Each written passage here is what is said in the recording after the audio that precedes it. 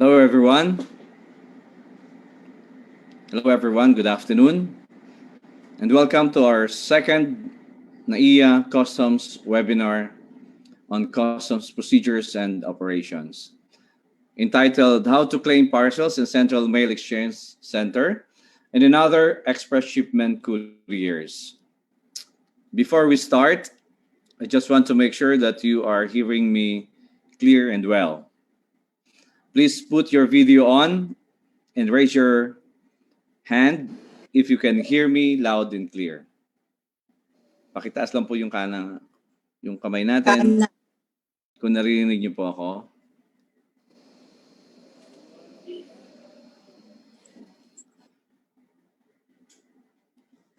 Once again, welcome to the second NAIA Customs webinar. And thank you for spending your time with us today. Important reminder to everyone about our Zoom protocols available on your screen. So at the moment, we are at least 62 participants and counting. And we're expecting that we will have a full house today. So I'm asking you kindly that during the presentation, please stay on mute and video off while not speaking to preserve the live stream quality. When you wish to speak, please use the raise your hand function, the non-verbal feedback. When you are invited to intervene, please unmute your microphone. When you have completed your intervention, please use the term over and mute your microphone.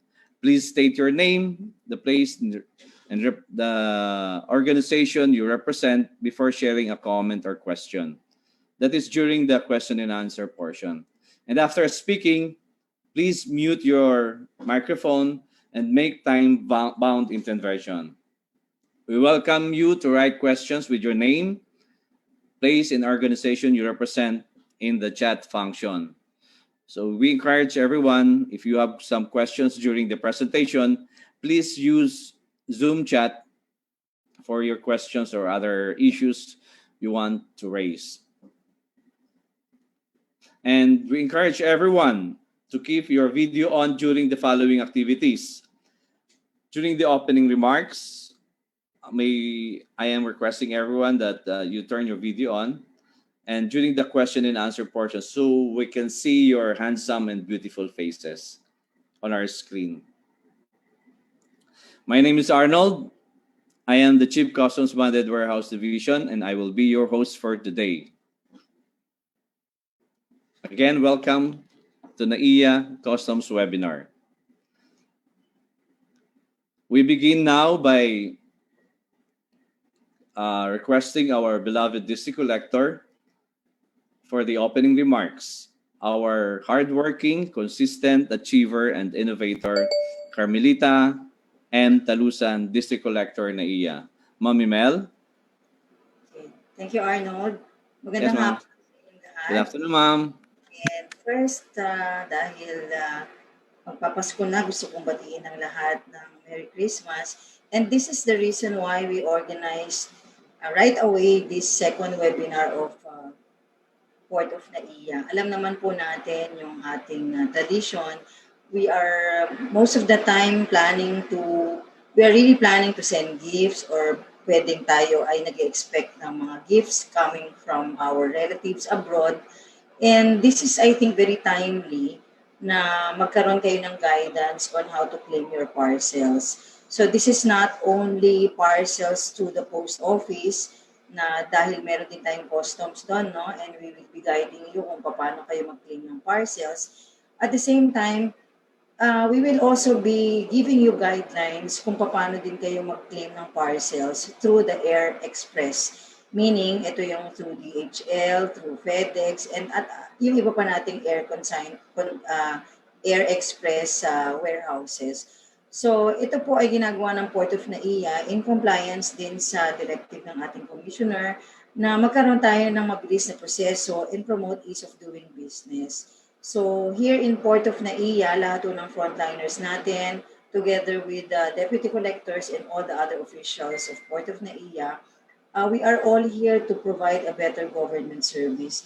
So kung ano man po yung inyong mga gustong itanong regarding your expected gifts from relatives o kung gusto nyo man padala or po pwede din na kung ano pa yung mga questions nyo regarding sa mga balikbayan box o mga ibang air cargo natin, nandyan po yung ating mga competent na resource speakers for them to answer all your queries. So be proactive, lahat po kayo. I think at this time, meron tayong mga live viewers from our Facebook Live, no? At saka meron tayong 44 registered participants from different companies, different areas. No? So again, welcome to the second webinar of Port of NAIA. Kung ano man po yung inyong mga gustong itanong nyo na ho lahat ngayon. So again, I hope we will have another productive webinar para lahat ho ng mga gusto nyong malaman ay ma-update ho namin kayong lahat. So again, thank you and good luck and enjoy the webinar of Port of NAIA. Thank you, Arnold. Thank you, Ma'am Mel. Thank you for your opening remarks, for your message. It is indeed clear and loud. We're hoping that after this webinar, we will be able to at least we have the additional knowledge or information on how to claim our parcels, specifically at the Central Mail Exchange Center, and as well as in other Air Express couriers like FedEx, DHL, UPS, and TNT. And it is our objective today that through this webinar, we will be armed or equipped enough to transact with the Bureau of Customs NAIA. And we are encouraging everyone, if you have questions, please use the chat box function so that at the end of the presentation, we will be able to answer all your questions and other issues. Today, we are glad and honored presenting the first topic, how to claim parcels in Central Mail Exchange Center, to be presented by the current acting sub-port collector of the Central Mail Exchange Center, Dr. Mark John O. Almase. Sir John, I'm now turning over the time over to Sir Almase. Sir Mark? Yes. Yes, Sir Arnold, thank you po.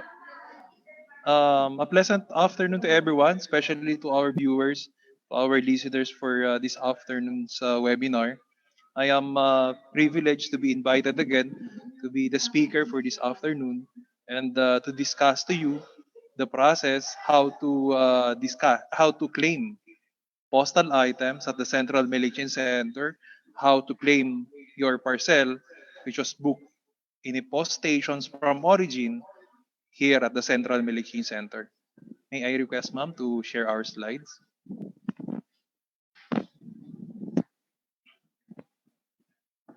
Before I proceed to the process, let me give you first a background about our office, which clearing all postal items all over the country. Among all the other office in the Bureau of Customs, these are our general functions. The assessment and collections of lawful revenue, customs revenues from imported goods, and other dues, fees, charges, fines, and penalties. So being one of the enforcing government agency of the Philippines, the Bureau of Customs, we are tasked primarily to assess and collect lawful revenue from importations, including those from postal items or parcel. We are also tasked for border control, for the prevention and suppression of smuggling and other fraud. While our specific function, being your clearing office of all postal items, we are here to supervise and control over the handling of all foreign mails, of all postal items arriving here in our country. That is for the purpose of collecting revenues and preventing the entry of contrabands. We properly examine and classify, including appraisal of all mail matters, to collect duties and taxes, if any, and other charges. We confiscate also if ever it is prohibited, restricted, and regulated without proper import permit from regulating agencies. So that is our function, that is our daily functions in our office at the Central Mail Exchange Center. Just to give you some background, there are only two offices of the Bureau of Customs catering clearance of all postal items, one from Seaport and one here in NAIA, which is the Central Milling Center. If your sender book postal items abroad in a particular postal stations and it is to be transported by air, we in the Central Milling Center process it to have it clear, to have it dispatched, and to have it delivered to your respective recipient. So this is our current process, the Central Milling Center.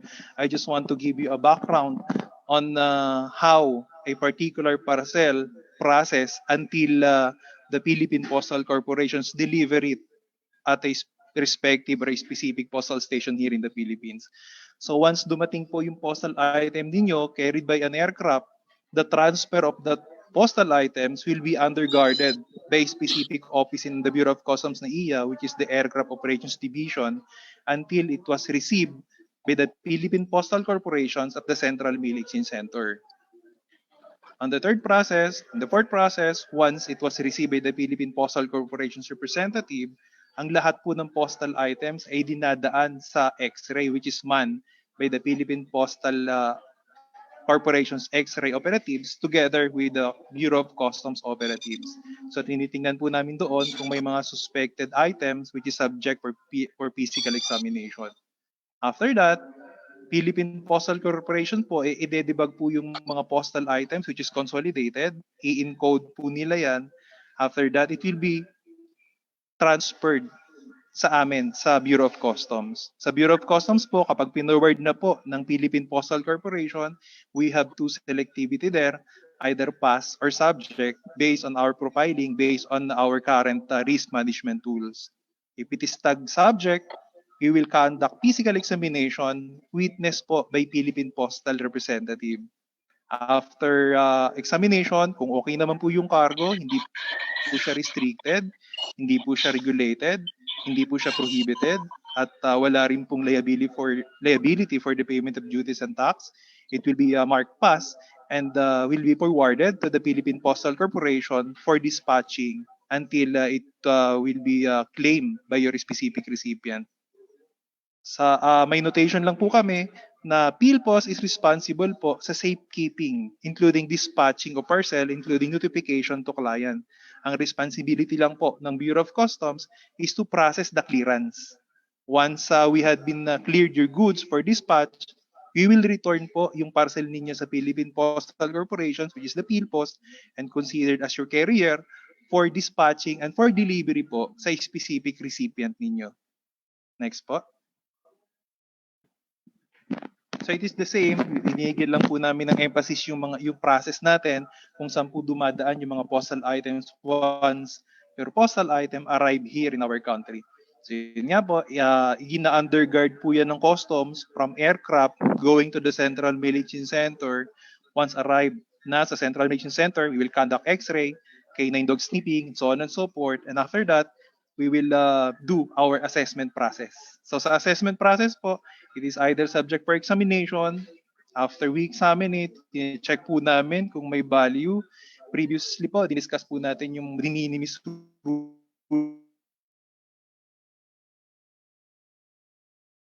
ng Bureau of Customs. Kapag po ang value po ng goods ninyo ay 10,000 pababa, automatic po, there will be no 10,000. You can avail po yung para po sa mga OFW, worth 150,000, wala pong babayaran tax. Pero may formality po yun, you need to apply for the tax-exempt endorsement sa Revenue Office po ng Department of Finance. After that, po-forward po ulit namin yan si Philippine Postal Corporation for dispatching and for delivery to your respective recipient. Next po, ma'am. So ito po yung simplified process ng dinadaanan ng mga postal items as I discussed po. Once arrived here in our country, it will be handled by our Aircraft Operations Division and then sa Assessment Unit, Collection Division until it had been handed over again to the Philippine Postal Corporations as your carrier, as your courier to deliver and dispatch your postal items to your respective recipient. Next po, ma'am. To claim your parcel at the Central Milling Center dito po sa office namin, you just need to bring your respective required government IDs, at least two, which is being required also by the Philippine Postal Corporation. Pagpunta niyo po sa opisina, you need to proceed first to the Philippine Postal Corporation's office. Tandaan po natin ng storage, safekeeping ng lahat ng postal items was on the custody and the facility of the Philippine Postal Corporation. Kaya doon po muna, ipapalocate nyo po muna yan.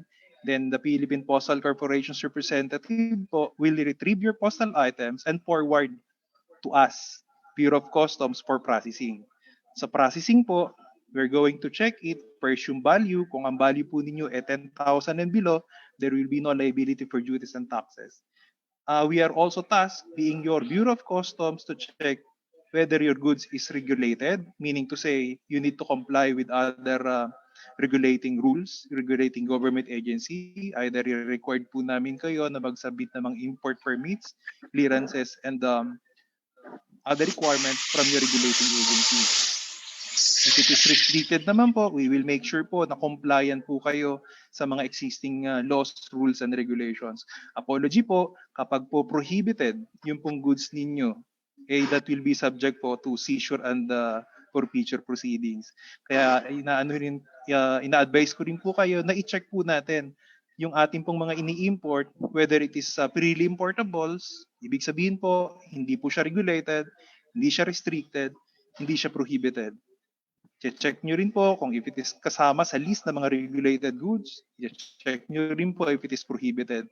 It is available also po sa website namin yung mga ganyang category ng mga importation. You can check it also po sa website. Marami pong mga publications kung ano-ano po yung mga goods na prohibited. Kung ano-ano po yung mga goods na hindi po pwede dito sa bansa natin. So after that customs formalities, after clearance, ibabalik po namin yung parcel ninyo sa PhilPost and si PhilPost po ang magre-release sa inyo being our carrier. Next, ma'am. Ito lang po, pinakita lang po namin dito sa particular slides na to, yung pinaka-process po ng different government agency. For our information, dalawang government agency po ang nag-handle ng lahat ng postal items. Number one, it is the Philippine Postal Corporation, which is also a government agency, and responsible po sa dispatching, sending of notification, sa delivery, and to notify you po about sa whereabouts ng inyong postal items. While the Bureau of Customs is tasked only for the customs clearance formalities.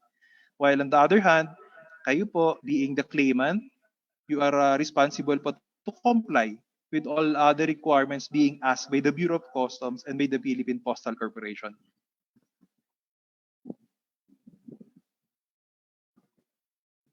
Next pa. Like what I'm discussing, dapat po may background po tayo about sa ini-import natin. Dapat po alam natin if it is freely or prohibited. Meron pong mga specific sections sa current customs law natin dito sa Pilipinas kung ano-ano po yung mga category ng importations.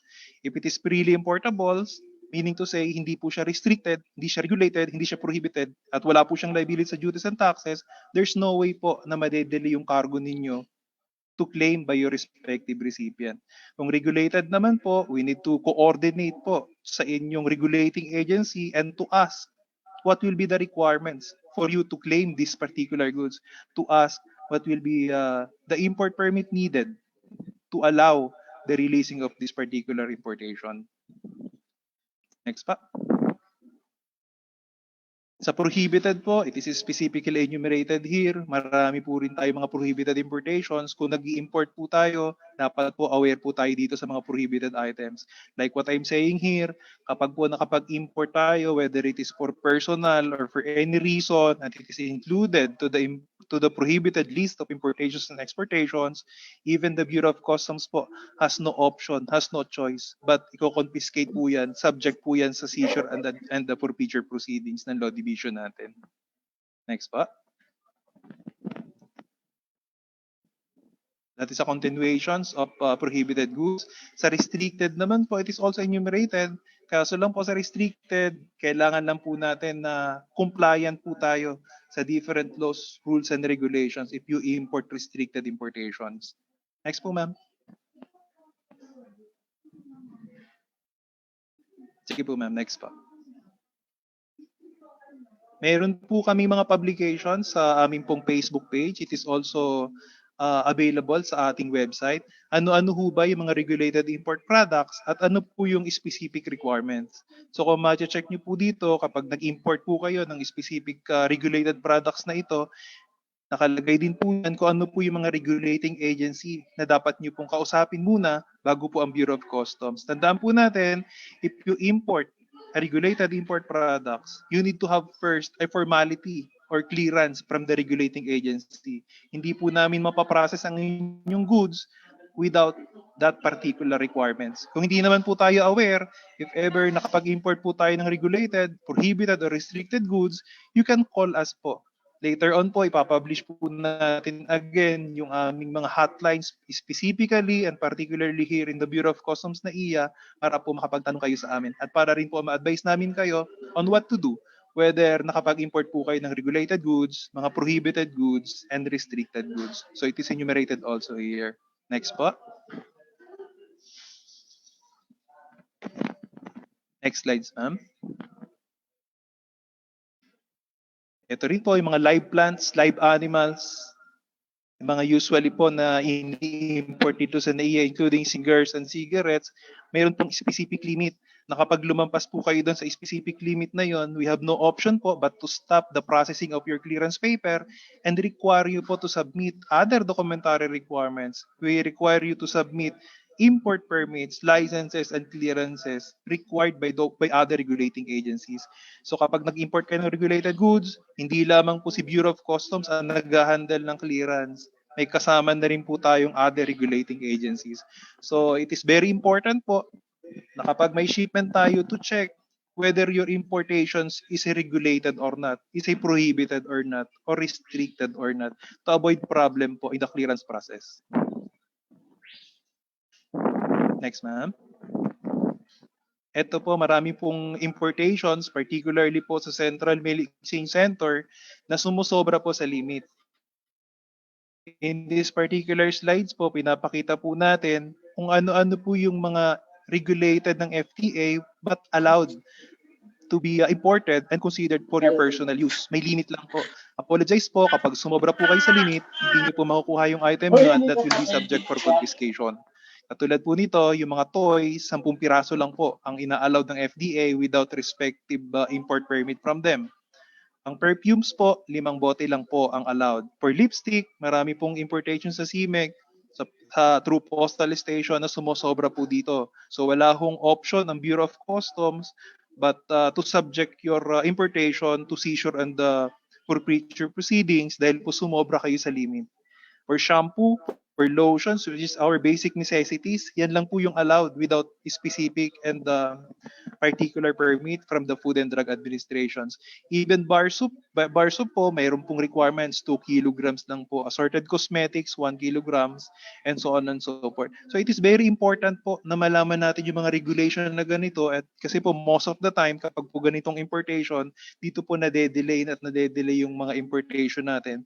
Kasi po more than po sa allowed by a regulating agency, more than po dun sa specific allowance for personal use. Next slides pa. Now, isinama ko lang po ito. This is our team po sa Central Mail Exchange Center.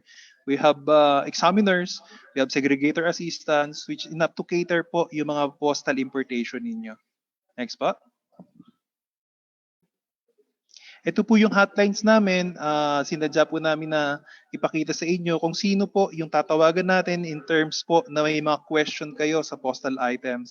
In case po na may tanong kayo sa status ng postal item, whether you are the claimant or you are the sender, in terms po, may question po kayo sa dispatching or sa delivery po ng postal items. In terms po, na mayroon po kayong questions about whereabouts of your parcel, including how to claim or where to claim, when to claim your parcel, ang una po nating tatawagan ay ang Philippine Postal Corporation. Kasi po, nasa kanila po yung postal item natin. The responsibility of the Bureau of Customs is just for customs clearance. Dapat po, pino-forward muna ni PhilPos yung cargo sa atin sa Bureau of Customs para po ma-process natin ng mabilis. Hanggat hindi po na-forward yung postal item sa customs, hindi po namin mapaprocess yan. And as per our citizen charter, we are mandated to process each postal items for not more than 20 minutes. Basta kompleto po yung mga dokumento. Kung makikita niyo po sa status ng parcel ninyo, nakalagay po doon ay held by the Bureau of Customs or for Customs Examination, and you want to ask the status, you want to follow up the process, pwede po kayong tumawag directly sa amin sa Bureau of Customs. Nakapublish po dyan yung aming mga hotlines together with our emails. Again po, para naman po sa status, sa dispatching, sa claiming, and at actual whereabouts of your parcel, nandiyan din po nakapublish yung mga numbers na dapat nating tawagan, which is the Philippine Postal Corporation. May mga emails din po diyan. And rest assured po na we are available, especially the Bureau of Customs, 24/7 po. We are willing to help you. We are willing to assist you to clear your specific postal items. Next po. Let me share lang din po ito na there are still thousands po na customs officer who are fully dedicated for revenue collection, trade facilitations, and border control. Thank you po, and that finish po my discussion for this afternoon. Sir Arnold? Yes. Thank you, Sir John. Sir Almase of the being subport collector of the Central Mail Exchange Center. We'll still go ahead and take some time for questions now. And just a reminder, please be sure to type your questions into the questions box in your control panel. Doon sa chat box po natin, pwede po kayong mag-post ng question and we will entertain them. But before that, meron ho tayong mga prior question na pinadala sa atin through the pre-registration scheme na ginawa natin prior to this activity. Sir Mark Almase, there is a question from a certain Tom Taladro Uy, a technician operator of Rosario, Cavite. Ito po yung tanong niya.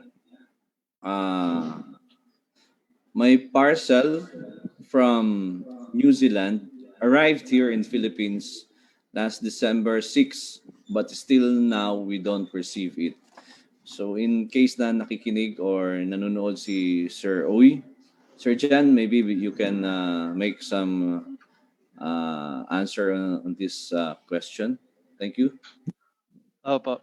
Yung parcel po nung nag-inquire sa atin ay dumating pa po nung December 6. So most probably po, kapag po na-hold sa customs yan, meron po tayong specific na dokumentong hinihingi. Pero yung notification po will be on the part and responsibility po ng Philippine Postal Corporation. So I suggest po on that particular question, you ask first po the Philippine Postal Corporations about the whereabouts, kung nandito na po talaga sa Pilipinas at ano pong requirements, bakit po na-delay or ano pong reason, bakit po na-delay yung delivery. Kapag po sinabi nila na that is for customs examination, tawag po sila sa amin sa customs and we are really, very much willing po to assist them para po ma-release yung parcel nila. Thank you, Sir Jan. Perhaps this is also a rejoinder do sa sagot ni Sir Jan. Our Bureau of Customs now can be easily reached through our Facebook page. Meron po kami noon. So po pwede nyong ma-reach kami yung mga tulad na question na to. Po pwede nyo kaming makausap or may parating ninyo sa amin ang inyong concern. And you can also reach out sa pamamagitan po ng aming email address. We have a customer care center na kung saan aasikasuhin po nila ang inyong mga katanungan o issue once na makarating po sa amin. Ito po yung naia.ccc@customs.gov.ph. So, bukod sa website ng Bureau of Customs, bukod sa Facebook page ng Bureau of Customs NAIA, meron din ho kaming naia.ccc@customs.gov.ph. So yung mga issues po nila yun, na mga concerns po pwede nyo mong may parating sa amin, basta ma-provide nyo po yung mga necessary information na kailangan naming malocate agad yung cargo or parcel na inihintay ninyo.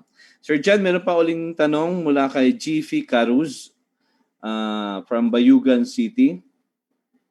What are the other options if, say, the item is a gift and there's no proof of payment to be submitted? Sir Jan, ulitin ko. What are the other options if, say, the item is gift and there's no proof of payment to be submitted? Sir Mark? Apo. Yes, Sir Arnold.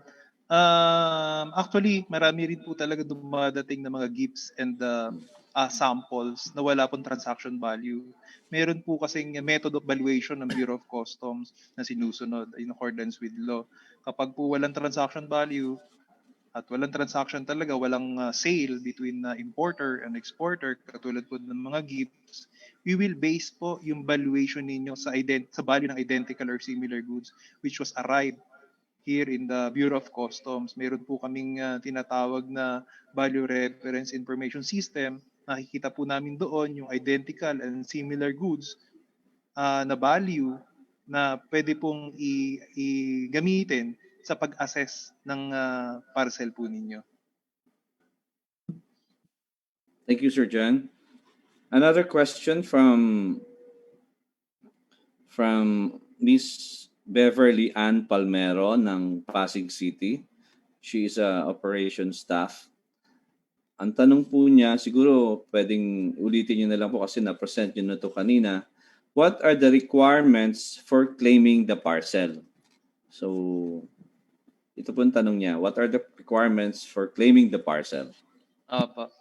Just to answer that question po, of course, kapag magki-claim po kayo ng parcel, you need to have an identification. Dapat to kayo yung nakalagay doon na pangalan sa postage receipt as claimant.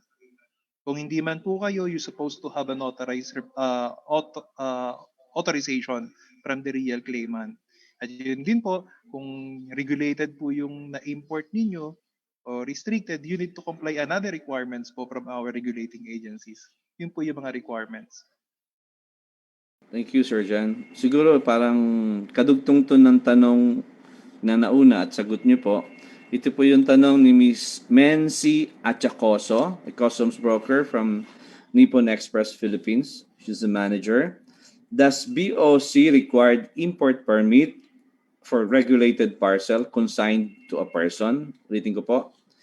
Does BOC, Bureau of Customs, required permit for regulated parcel cargo consigned to a person?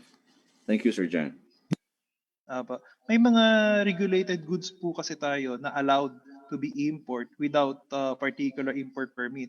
Kaso po meron pong binibigay ang mga regulating agency natin na limit, particularly for FDA, yung pilash po natin kanina, may corresponding limit lang po or quantity allowed without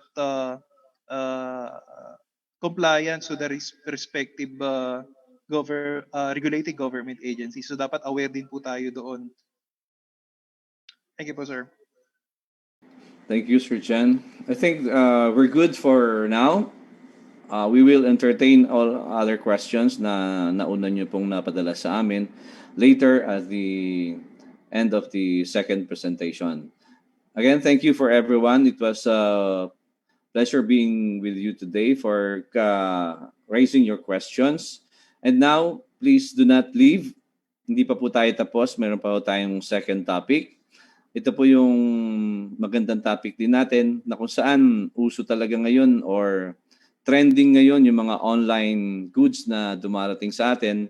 And we are lucky enough na meron tayong expert na magdi-discuss sa atin concerning sa Unexpressed shipment couriers. But for the meantime, let us watch and listen sa audio presentation ng Bureau of Customs to further inform us and para maarmasan tayo kung ano pa yung mga bago at innovation or improvement na ginagawa ng Bureau of Customs.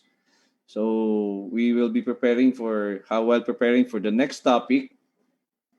Let's watch and listen sa audio-video presentation ng Bureau of Customs. Thank you.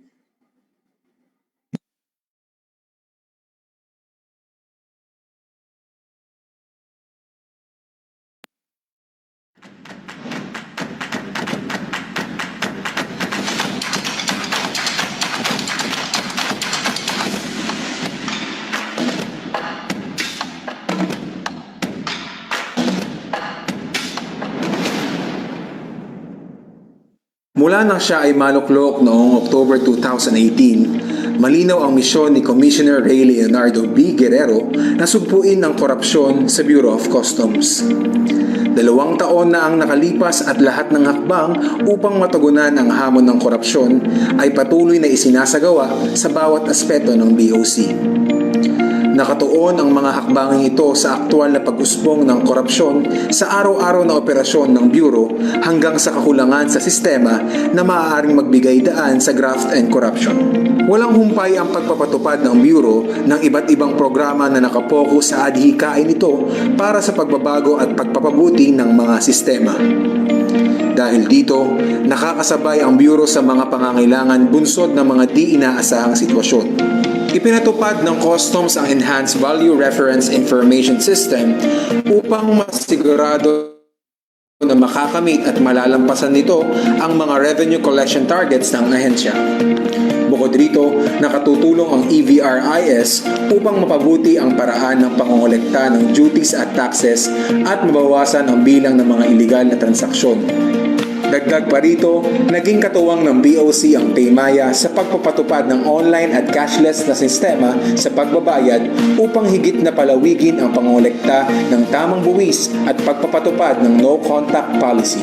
Sa aspeto ng trade facilitation, nagpatupad ng mga gawain at sistema ang Bureau upang higit na mapabilis ang mga transaksyon sa iba't ibang puerto sa buong bansa sa tulong ng mga makabagong teknolohiya.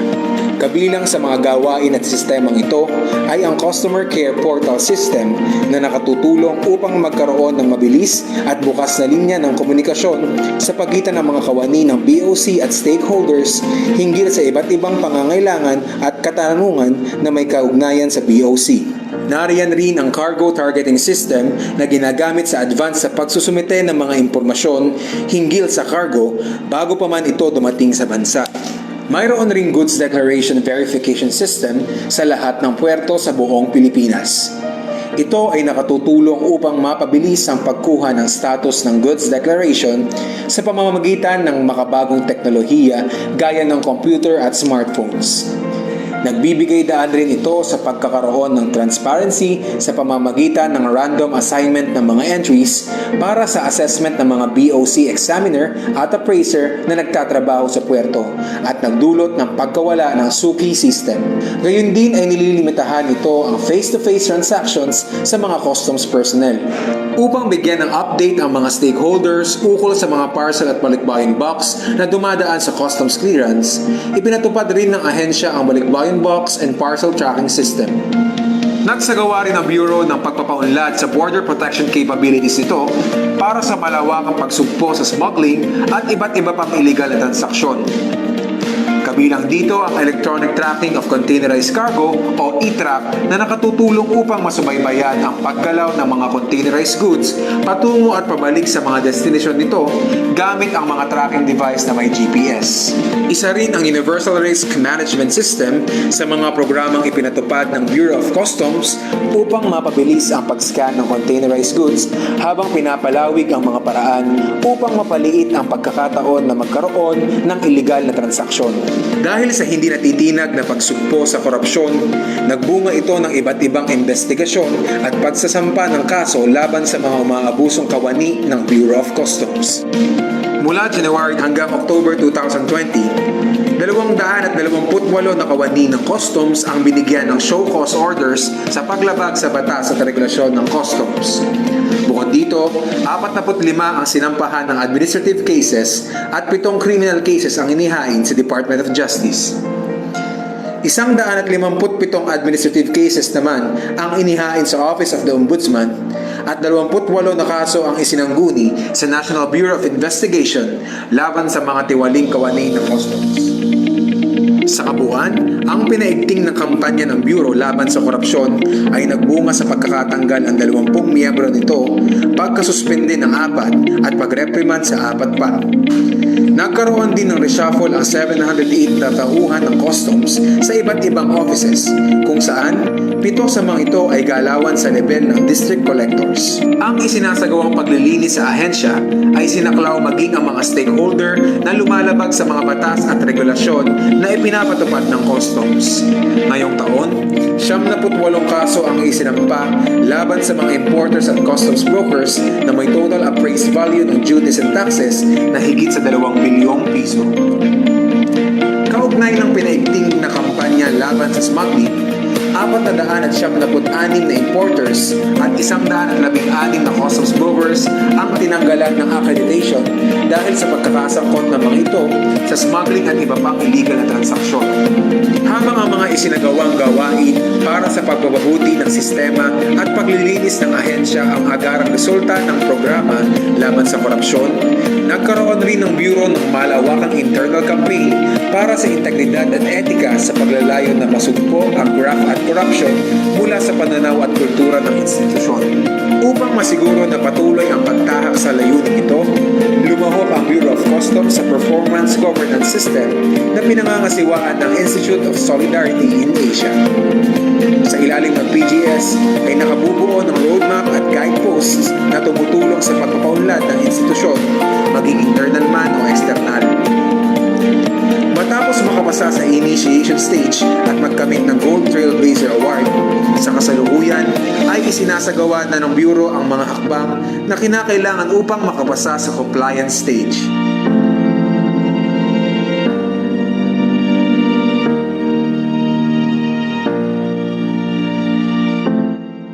Mga kababayan, magandang araw sa inyong lahat. Maraming programa na ang nasimulan dito sa Bureau of Customs. Ito ay pinapatupad sa harap ng maraming hamon ng ahensya katulad ng kasalukuyang pandemya. Gayunpaman, ang Bureau of Customs, 10 ng mga opisyales at kawani nito ay patuloy ang pagganap sa kanilang tapat na tungkulin upang makalikom ng tamang buwis, protektahan ang ating mga hangganan at palawigin ang kalakalan. Sa kabila ng mga batikos, kritisismo at negatibong opinyon sa Bureau of Customs, ang ahensya ay patuloy na nakatuon sa kanyang mandato na labanan ang katiwalian at korupsyon. Mananagot ang dapat managot at mapaparusahan ang dapat parusahan.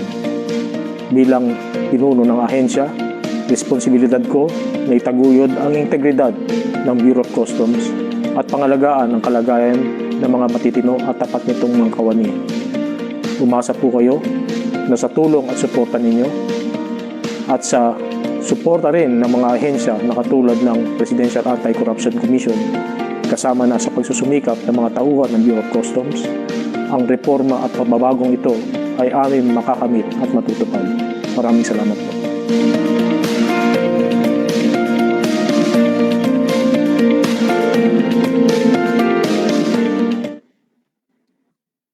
Welcome back once again. Before we discuss or we hear the second presentation of our presenter, we are encouraging everyone to keep your video on for our group photos, so we can see your beautiful and handsome faces. Bago tayo mag-discuss ng second topic natin, may we request everyone na i-turn on nila yung video nila so that we can see your handsome and beautiful faces. Secretariat, can you please take photos? Copy po. Thank you. Capturing page 1 in 1, 2, 3. Captured. Capturing page 2 in 1, 2, 3. Captured. Capturing page 3 in 1, 2, 3. Captured. And last page, capturing in 1, 2, 3. Thank you. So, Secretariat, I think we have a full house today. Kahit na Christmas season, you still manage to join our second BOC NAIA webinar. And with that, it is my honor to present to you our second presenter. Siya po yung isa sa mga guru ng Unexpressed Shipment. Siya po ang currently chief ng Philippine Airlines, PSI, FedEx, DHL Composite Assessment Divisions. And siya po ay si Ginoong Dan Oquias, our very own Dan Oquias. Sir Dan? Maraming salamat, Arnold. Thank you Yes, very sir. much. And good afternoon, everyone. Good afternoon, all the viewers. It's my honor to be part of this BOC NAIA webinar. Today, I was tasked to discuss the express shipment. And probably, maraming nagtatanong, ano ba itong express shipment na ito? No? Maybe some of you are asking what are the express shipment or considered express shipments, or maybe all the express shipments ba are de minimis, or probably pwedeng magtanong din na paano ba mag-release na isang express shipment, and who are the authorized express operators. So those were probably mga questions in our mind na sana masagot ko after this discussion. Okay, first of all, next slide.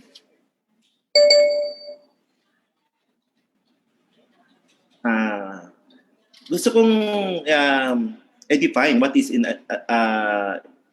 an express shipment. No?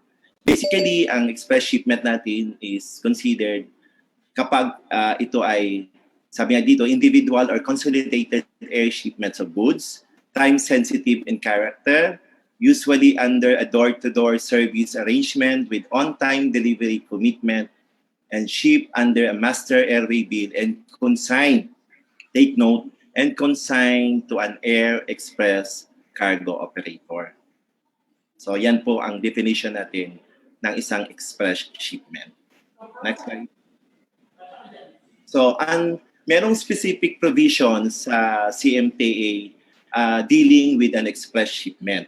No? Ito ay under sa Section 439 at according to the Section 439 states that an express shipment, the Bureau shall provide simplified customs procedure based on an international standards and customs best practices for air shipments considered as time, take note, as time sensitive and requiring pre-arrival clearance. Express shipments of accredited air cargo operator may be or can be released prior to the payment of duty, tax, and other charges upon posting of a sufficient security. So meaning, ito yung kaibahan sa isang regular importations na sinasabi. Ito yung pagkakaiba. So later on, malalaman pa natin kung ano yung difference nila between a regular importations and the express shipment importation. Next slide, please. So, for your information, these are the air express operators, no? Ang FedEx Express, ang UPS, ang DHL, and we have TNT. Of course, we have also one at the Pair Cargo. Tawag dito ay Air Cargo Clearance Facility or ECCF. Pero that was headed by Ms. Luz Ugot. Okay. Next slide. Gusto ko lang din i-share sa inyo na previously, merong mga different customs administrative order in CMO on express shipments. So, kung mapapansin niyo sa slide na ito, pinapakita dito kung what particular CMO ang naka-assign for mandated for FedEx. Like, for example, ang CMO 28-1996 is for FedEx. Ang CMO 18-2002 is for UPS. We have 37-2002, of course, for DHL. And the rest, ito yung mga ginawang mga customs memorandum order related to an express shipments. So, that was a previous CAO. Pero ngayon, meron na po tayong bagong customs administrative order o CAO 5-2020. No? Kung papansin niyo, ito yung bago nating CAO at ito yung pinaka-Bible ng express shipments natin. Ito yung customs clearance procedure on express shipments. Pwede ba nating mabuksan yung CAO 5-2020 na PDF file? May share natin? Okay po, sir. Okay. I will not be dealing each of the section of the 5-2020. Meron lang akong gustong ipakita sa inyo kung bakit kakaiba itong express shipments compared to the regular importations natin. So basically, ito yung laman ng 5-2020, no? So yan. Define dito yung mga terminologies. Ayan. Onward. Pinakita dito kung hindi exempted ang isang express shipment kasi it was also defined yung prohibited goods, yung restricted goods, and more. And of course, yung regulated goods. Kung napapansin nyo kanina during the discussion of Sir Mark, basically nandoon din yung rulings na ito, no? Itong mga regulated goods, restricted goods, at saka prohibited goods. Kasi like any regular importations, hindi din exempted ang express shipment sa ganitong rulings. So, ibig sabihin, hindi porke express shipment ka, okay na. Kapag okay ka, go ka na kagad. Express ka na kasi express shipment ka kahit regulated or restricted ang shipment mo. Okay? More on, pataas pa. Okay. Itong submission of manifest, actually, itong submission of manifest, ginagawa na natin ito ngayon, pero there are cases kasi talaga na, ginagawa na natin ito ngayon pala. Pero, ayan, makikita nyo, pero pagdating doon sa filing of the entry, hindi pa dati nasusunod dito. More on. Sige daw, ano pa natin. Pataas pa daw, ano. Ayan, doon sa, sige pa. Sige pa. Customs clearance formalities. Ayan. Ayan, dito sa ano. Yung merong, ayan. Sige. Diyan muna, sa customs clearance formalities. Gusto ko lang i-share sa inyo na supposedly dapat ang isang air express shipments, pwede na siyang gamitan ng yung manifest na niya would be the customs goods declaration na upon filing of the entry. Pero dahil hindi pa nagawa yung customs memorandum order na doon natin gagawin yung talagang detailed process flow, ngayon, ang processing pa rin natin is merong consolidated shipments na tinatawag. Ano ba itong mga consolidated shipments na tinatawag? Ito yung 1:10. So ito yung kakaiba sa normal, pagkakaiba sa isang normal importation. Ang 1:10, no, ibig sabihin sa isang entry natin, merong 10 airway bills o house airway bills na puro de minimis ito.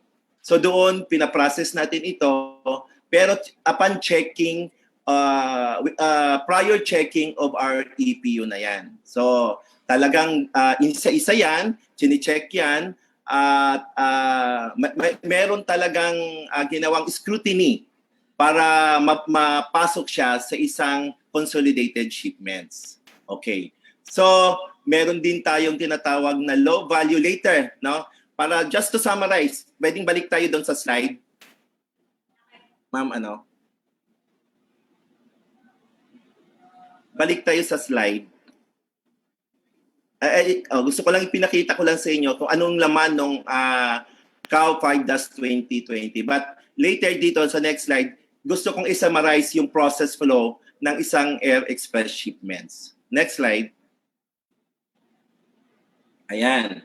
So basically, ito yung overall express shipment clearance process natin. So, in-extract yung shipment or images, meron silang tinatawag na data admin sa DHL, and data admin din ang tawag sa FedEx, and the same thing with other air express operators. Sinasubmit nila yung e-manifest, tapos sila yung nagki-create ng declaration, tapos yung declaration nila, sinasubmit nila through sa Bureau of Customs.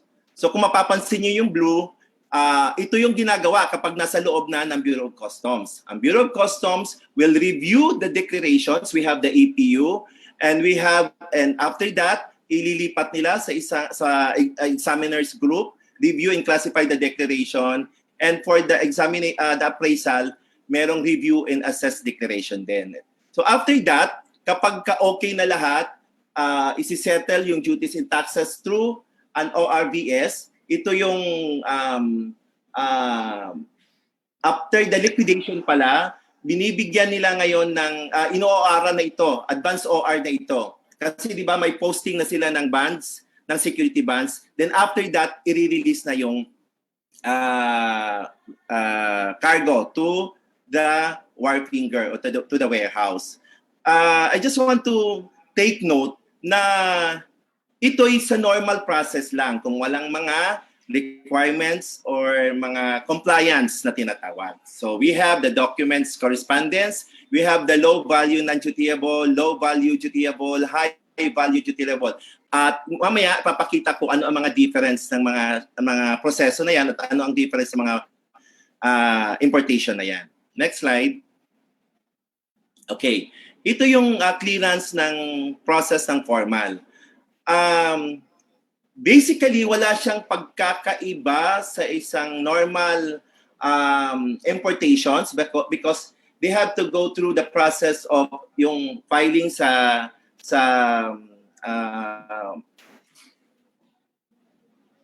operator nila at saka sa, how do you call this?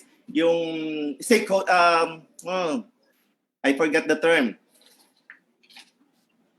Sa i-connect, I should say. So, wala siyang pagkakaiba sa BASP. Wala siyang pagkakaiba sa isang normal na importation. So, meaning, dadaan siya sa BASP. Thank you, Ma'am Karina. Papasok siya doon right after ng extraction ng shipment nila, submission ng e-manifest, and creation ng declaration. And of course, meron silang ding, like anybody importations, meron silang supplementary declaration na tinatawag din. So, lahat yan, papasok siya doon. Ito yung mga tinatawag na high value dutiable. No? Meaning, ito yung mga 50,000 and up. So, kasama doon yung airway bill, invoice, packing list, tsaka of course, dapat BOC accredited sila. So, papasok siya sa GDBS, sa EPU, itatransfer siya sa examination area, appraiser, examiner, and liquidation. Although ngayon, ang ginagawa na natin is post-liquidation na. Then after that, releasing of goods na after mag-issue ng OLRS. So, wala siyang pagkakaiba for the high value dutiable. Next.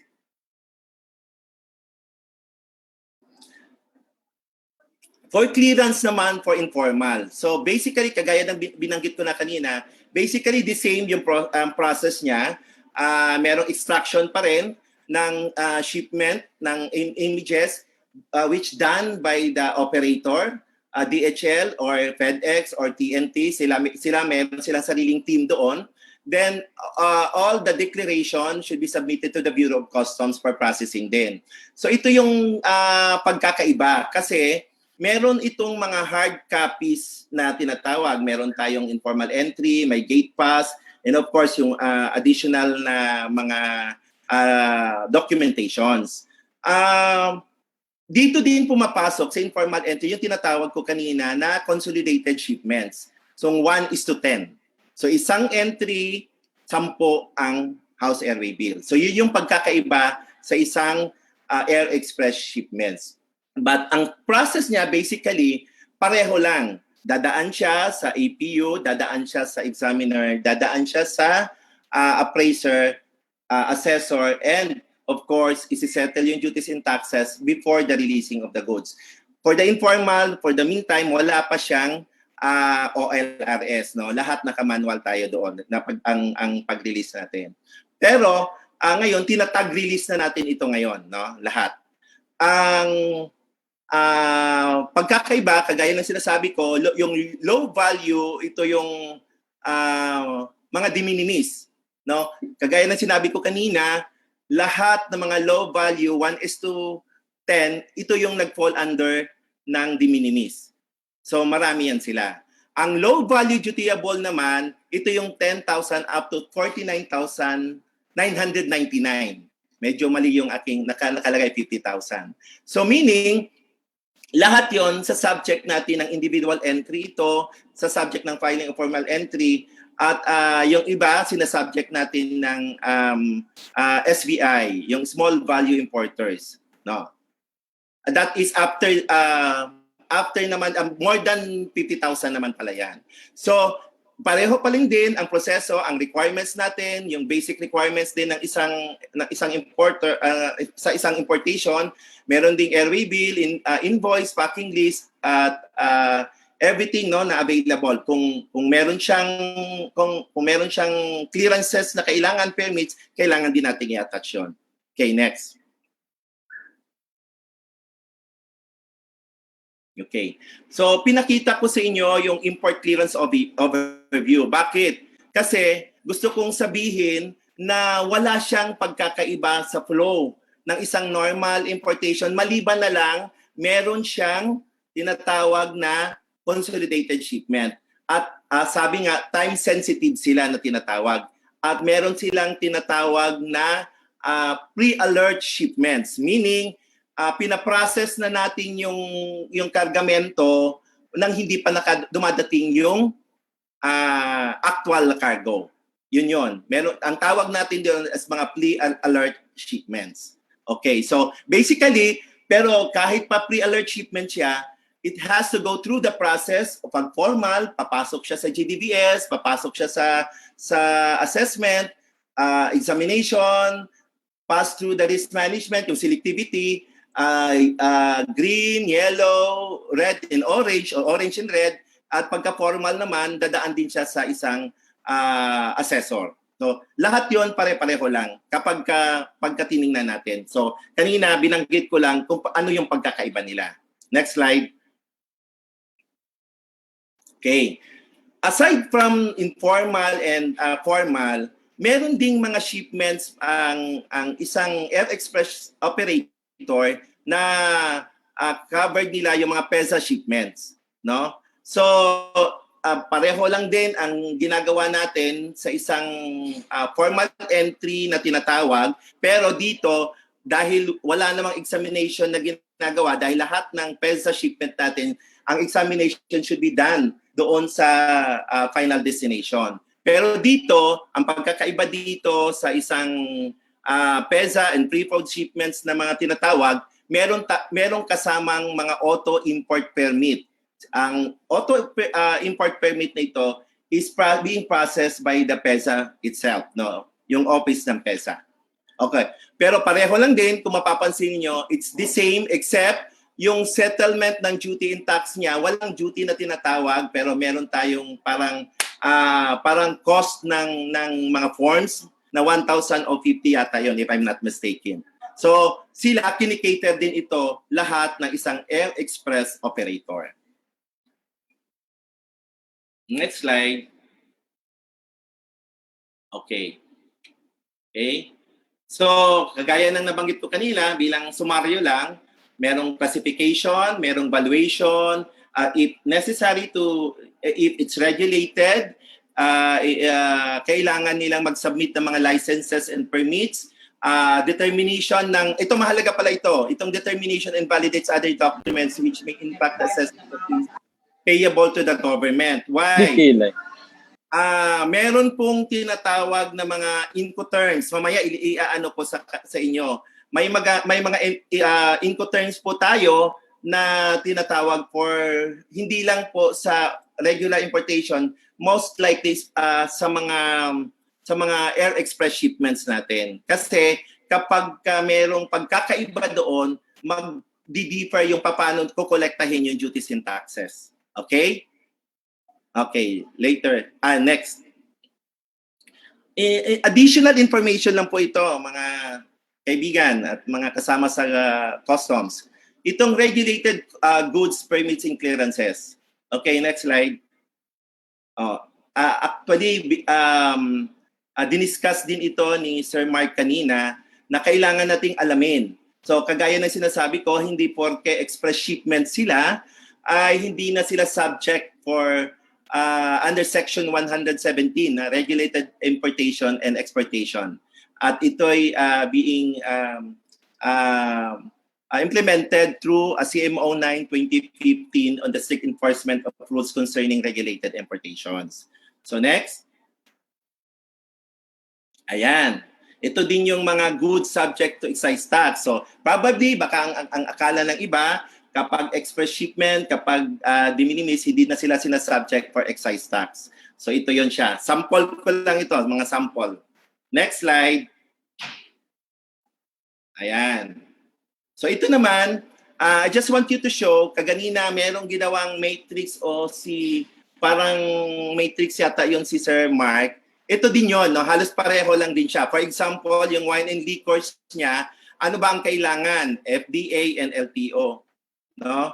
So CPR at TRIG. So these are mga documents to be submitted and licenses na kailangan i-submit kapag merong importation na ganito. At hindi excuse dito ang mga shipment under express shipment. Okay? Next.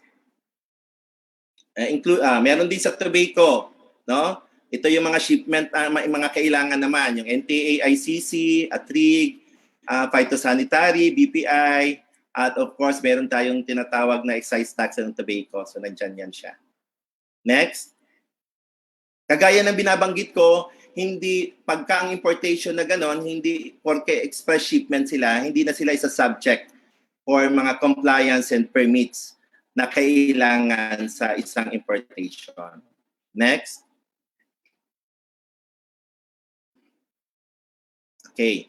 I just want also to show you all the sample of forms, permits, clearances issued by a regulating agency. I don't know if you are familiar with the PNTR, yung National Trade Depository. Actually, pagka parang inano niyo yung taripa doon, malalaman na kung ano nang documentary requirements ang kailangan o clearances ang kailangan nila. So, ito yung mga samples, okay? Para alam lang din ninyo. Okay, para familiar kayo sa face, hindi ba ito ito. Pag atrig, ito yung itsura ng atrig. So, now for purposes lang ng discussion, alam na rin ninyo ito, pero mas magandang ma-review din natin kung anong itsura, ano yung face ng atrig.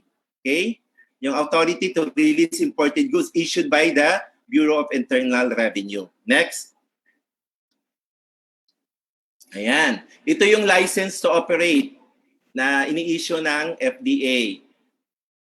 Okay. Alam ko familiar na rin kayo dito. Next. Ito naman yung Certificate of Product Registration o CPR na ini-issue din ng FDA. Next. Ito yung product notification naman, FDA din ito. So, may iba-ibang ini-issue ang FDA. So, dapat familiar tayo dito, no? So, kaya pinapakita ko ito, pinapakita doon yung specific branding name, product name, variants, manufacturers, kung ito ay isang product notification na tinatawag. So, iba-iba yan. Okay, sige, next.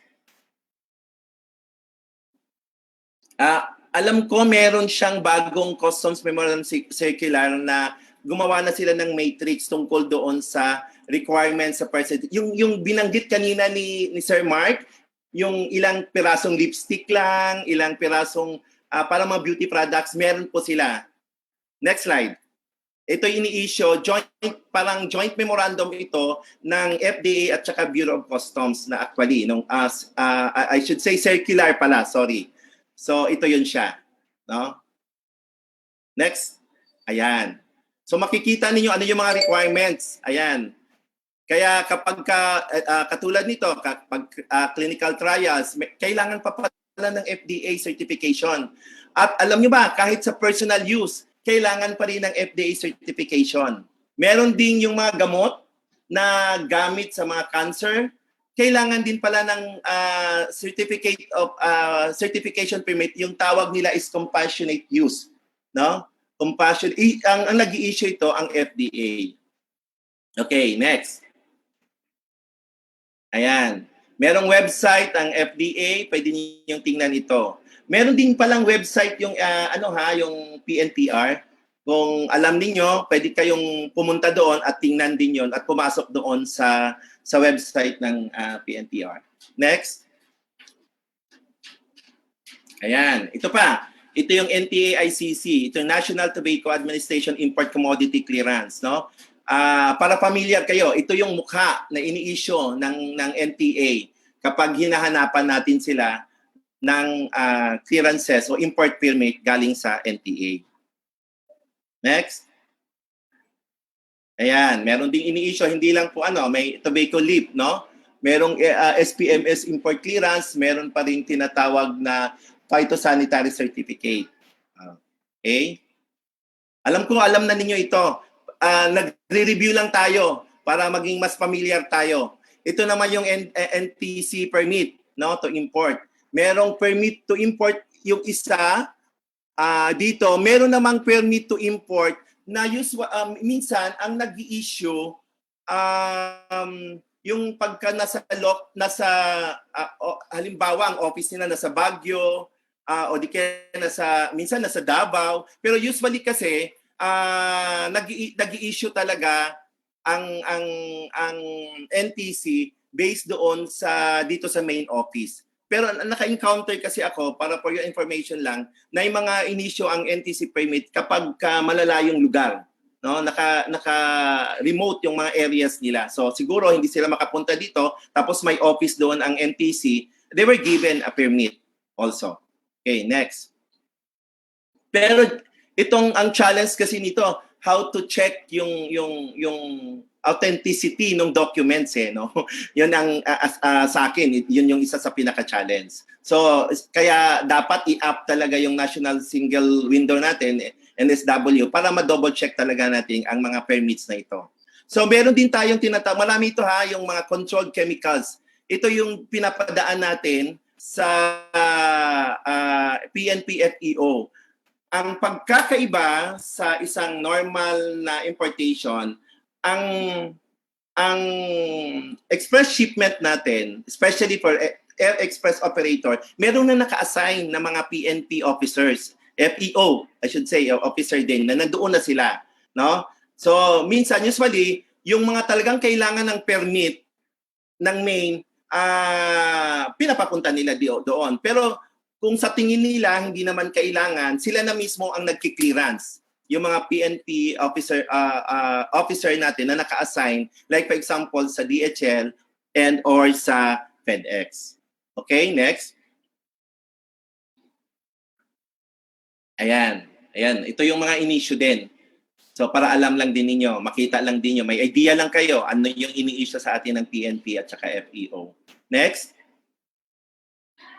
Ayan, ito naman yung controlled chemicals under RA 9516. So hindi kagaya ng binabanggit ko kanina at sinasabi ko kanina na ang isang express shipment, hindi porke express shipment siya, hindi na siya covered doon sa mga compliance ng isang ng different government agency, katulad ng mga chemicals, controlled chemicals na usually ini-issue ito ng PDEA, no?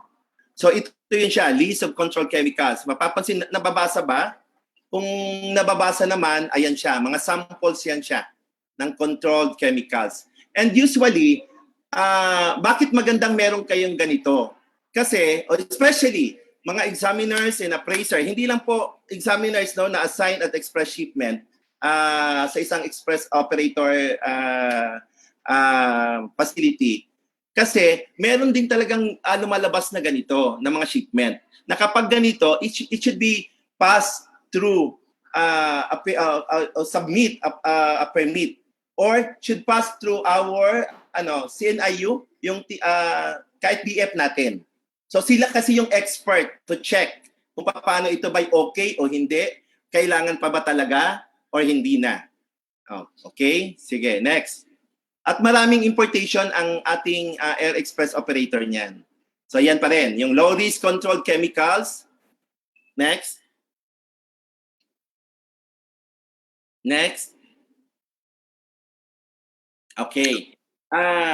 I just want to show you kanina, di ba sabi ko kanina, bakit kailangan na makita natin yung Incoterms ng isang air express operators. Kasi, or air express shipment. Bakit? Ano ang makikita nyo dito sa itong pinakita kong commercial invoice na ito? Ano mapapansin niyo? Kung mapapansin niyo, nandyan yung Incoterm. Sa letter B, mapansin nyo yung DAP na dati siyang DDP. Di ba? If I'm not mistaken, i-correct nyo ako, Sir Mark. So, ang duty delivery paid o duty at place, delivery at place ba? Ito yung mga binabayaran or duty delivery paid siya na minsan ang shipper na ang sumasagot. Yung shipper na ang nagbabayad. So meaning, pagdating dito, mahalaga yun kasi minsan hindi binabayaran ng air express operator kasi sinisingil na nila doon. So dapat ang delivery nito diretso na. Diretso na siya. Hindi na siya dapat ma-hold kasi ang automatic yan, dapat ang sisingil niyan is yung forwarder natin, which is for example in the case of DHL, si DHL na, in the case of si FedEx, kung sila yung forwarder, sila na rin. So magbibigay sila ng instruction doon sa kanilang third-party logistics. So sa case ni DHL, si DHL, sila din yung broker. Wala silang third-party logistics, no? Sa case ni FedEx, meron silang si AAI. So ganon ang si UPS din yata meron din gumagamit sila ng mga broker. May brokerage arm sila. But si DHL, siya ang forwarder, siya din at the same time siya din yung brokerage arm nila. So ito 'yon, mahalaga 'yon kasi nga dapat kapag DDU naman, sisingilin dito yung local na charges. So meaning, yung duties and taxes, yung local charges nila, yung processing, sinisingil yan ngayon ng brokerage ng kung sino yung forwarder, kung sino yung particular forwarder ng isang air express operator. Kapag DDP naman, dapat lahat yan covered na, kumbaga, on shipper account yan. So dapat wala na silang babayaran dito. Ine-explain ko kaagad yan, halimbawa may nagko-complain, bakit po kami siningil pa? Tanong ko kaagad, ito lang naman po, ano ba ang Incoterm mo? Ano bang kontrata pinirmahan mo? DDU ka ba? DDP ka ba? So kapag napaliwanagan ko na sila, lalo na yung mga nagko-complain, tingnan natin yung commercial invoice mo, tiningnan natin yung kontrata ninyo. Okay? So next. So ito din yung guidelines ng for duty and tax computation. Alam ko na naman na alam niyo na ito, no? Ito yung basically yung cost of goods, freight, insurance, exchange rate. Parang review lang natin ito. Okay, no? Ito yung computation. Next. Ayan, yan din yung components of duty and tax. Bakit ko siya pinapakita? Why I'm showing this right now, no? Because I just want to show na wala siyang pagkakaiba when it comes to processing and a computation of duties and tax, whether it is a regular shipment or an express shipment. No, wala siyang pagkakaiba. The only difference, uulitin ko, meron lang pre-alert o may advance, parang pre-alert, parang meaning pinaprocess natin yung entry even without the arrival of the goods pa. So, pagdating ng goods, saka release na kaagad siya. Ganon. So, pero ang basic components of computation is the same lang. Next. Ayan siya. So, ito yung duty and tax ng isang informal at saka formal. Sa kabila, isang informal computation at sa kabila naman ay ang formal computation. Okay? Meron din bang value upgrading? At ano yung ginagawa natin sa value upgrading? Meron din. So kagaya ng isang regular importation sa isang express shipment, chine-check din natin 'yan. Ini-examine din natin 'yan, no? So kapag nakita natin, medyo alanganin yung valuation nito, hinihingian din natin siya ng proof of payment. No? Ano yung mga yon? Kagaya ng binanggit na kanina na Sir Mark, pwedeng telegraphic transfer, PO, and sales contract, or ito hindi na. Actually, hindi na natin ito in-escalate. Usually, on the level na lang ng deputy collector for assessment. Pero nevertheless, kapag nagkasundo na lahat, na umokay naman siya, nakapag-submit naman at ng isang telegraphic transfer o bank transfer niya, wala na siya nagiging problema. So usually, nasisettle kaagad yon. Kasi ang kagandahan ng isang express shipment, maliliit lang siya na item. Hindi naman siya katulad sa seaport na malakihan. Ito yung mga naka-parcel lang din, no? Mga maliliit na packages ito. Okay? Next. Meron ding tariff reclassification. See? So wala talaga siyang pagkakaiba, no? Meron ding upgrading, ginagawa din namin at reclassify din namin yung taripa. Okay, next. Ayan, yung commodity description din. Isa ito sa mga nagiging problema, hindi lang po sa isang express shipment, pero kadalasan, madalas ito sa isang air express shipment. Kapag vague yung kanilang mga dinideklara. So katulad ng gifts, ganun lang. Pero ngayon, pinagbabawal na natin yan, no? Dapat specific na ang declaration nila. I already give them the instruction na lahat should be declared specific item per item, no? Ayan. Next. Ito yon. How does it differ from a non-express shipment? Ito. Yung air express consolidation, kaya paulit-ulit kong sinasabi kanina, pertains to one goods declaration with 10 house airway bill of low value non-dutiable. So, cleared ito ang pagkakaiba kasi dito, meron silang tinatawag na cleared on arrival. Pareho sa lahat. Ang tawag nila ito, pre-process or process before the arrival of the goods. Yan. The pre-clearance system should apply only to air express cargo. Ito yon. Ito yung sinasabi ko na pre-clearance system. Hindi pwedeng itong i-apply sa isang regular importation. Hindi din siya pwedeng i-apply kahit pa sabihin na sa mga multinational companies. Hindi siya pwede. Ito'y tangi lamang doon sa mga air express operator na binanggit natin kanina, which is the DHL, FedEx, TNT, at UPS. Okay? At saka yung sa ECCF. So, meron din siyang meron din siyang kailangan na i-address kasi sila meron tinatawag na cycle. Meaning, dahil express nga sila, by 7 o'clock in the morning, kailangan distributed na nila yung kanilang mga shipment sa different mga stations nila. So meaning, in 2 hours after the arrival of the goods, yung pagdating dapat i-distribute kaagad nila sa mga station nila. So yun ang pagkakaiba. Okay? Next. Okay. Siguro ang tanong ninyo, Wala! pabilisan ng pagpa-process. So paano tayo makakasiguro na lahat ng nire-release natin is in accordance to the law o wala tayong na-release na illegal, no? So, kanina, kung napansin niyo, hindi ko na isama yung proseso ng pag-X-ray at pag-K9. Ito, unang-una, lahat ng AEO operators ay meron silang mga CCTV cameras and X-ray machines at saka K9. Bago pa lang dumating yung kargamento ng isang air express shipment, ang unang-unang ginagawa yan, kini-K9 yan. No? Kini-K9. Pagkatapos sa K9 yan, idadaan yan siya ngayon lahat 100% X-ray siya. So lahat, meaning walang kahit isa, dinadaan po natin yan siya sa lahat sa X-ray o non-intrusive inspection na tinatawag. So 100% yan. Bukod doon, pinapaikutan po yan siya ng mga aso, yung K9 na tinatawag. Next. Ayan.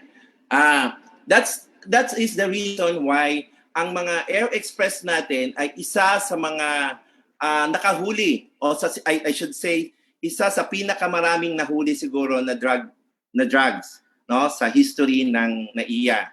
So sabi ko nga, through the leadership of NAIA District Collector Ma'am Talusan, the port was able to conduct 104 drug busts as of December 20. And karamihan nito is galing sa mga Air Express shipments natin, no? Although yung the last one ay hindi galing doon, no? Pero karamihan. Kaya napakalaki ng role ng mga tao na naka-assign, mga customs officer na naka-assign sa isang Air Express facility.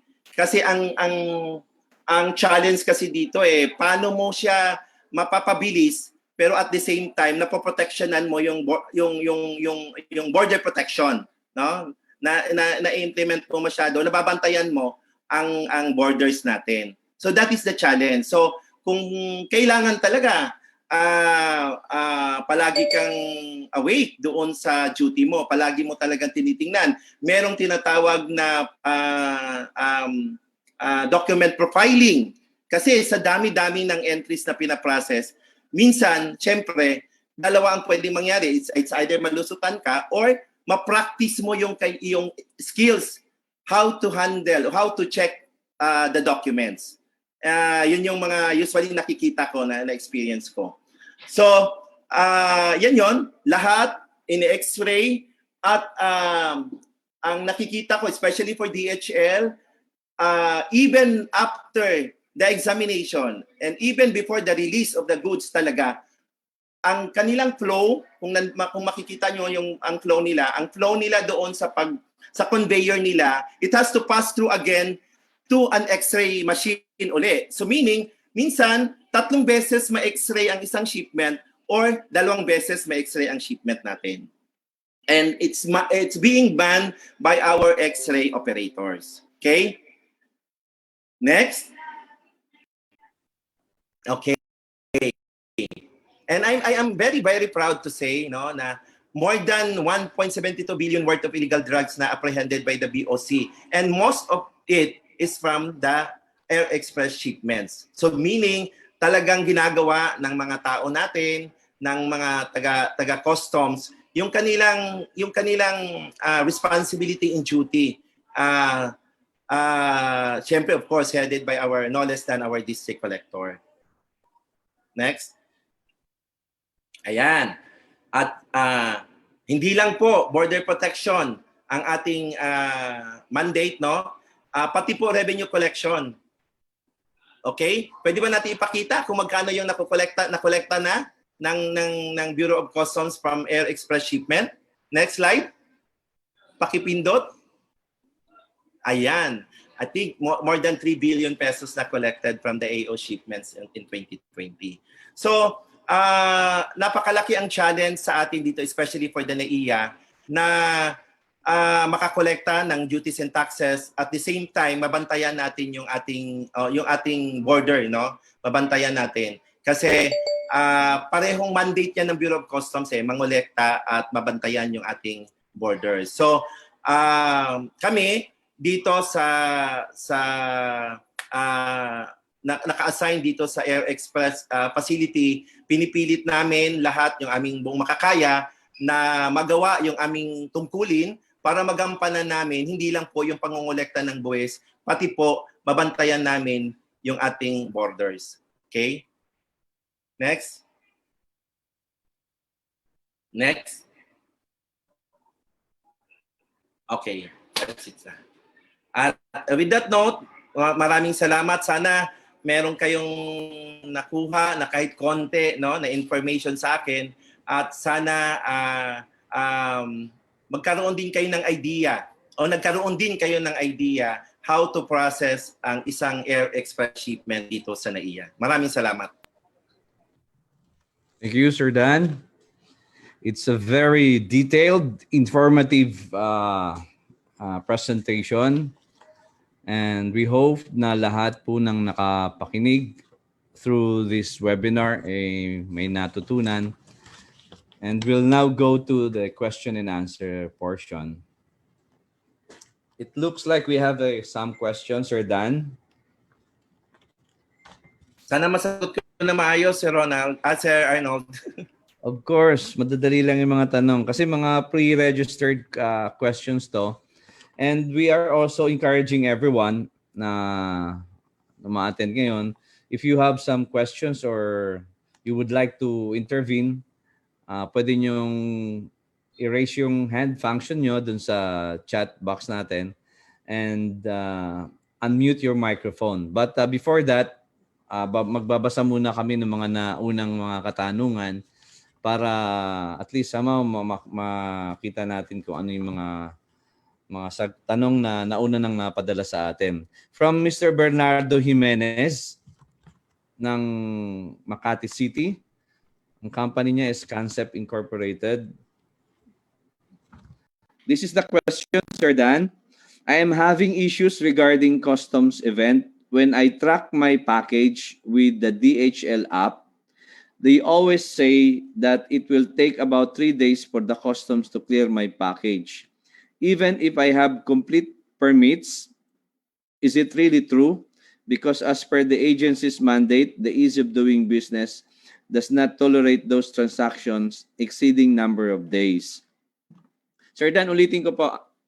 I am having issues regarding customs event when I track my package with the DHL app. They always say that it will take about 3 days for the customs to clear my package, even if I have complete permits. Is it really true? Because as per the agency's mandate, the ease of doing business does not tolerate those transactions exceeding number of days. Sir Dan? Okay. Hindi po totoo yan, sir. Katunayan, kagaya nga binanggit na rin no, ni Sir Mark kanina, as per Citizens Charter din natin, at least 20 minutes, we can finish the processing at our level sa assessment at least 20 minutes. Tapos na ang clearance. You know, kaya lang gusto ko lang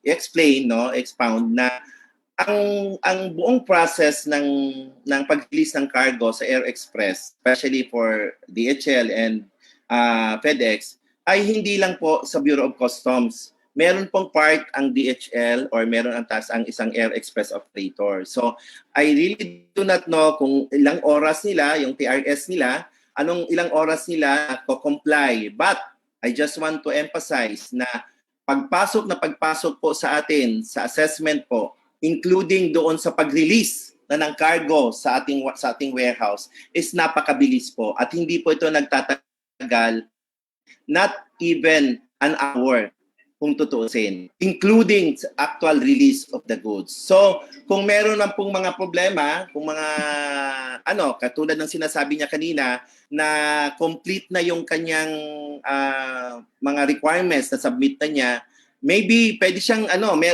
meron naman tayong hotline din na binibigay kanina, yung CCCD natin. Pwedeng ibigay doon at submit doon yung airway bill number so that we could check also kung ano na talaga yung actual status nung kanyang goods o yung kanyang shipment. Thank you, Sir Dan. Para sa katanungan ni Mr. Jimenez, rest assured, sir, na yung tanong po na binigay nyo sa amin, we will respond to you through the email address that you provided sa amin.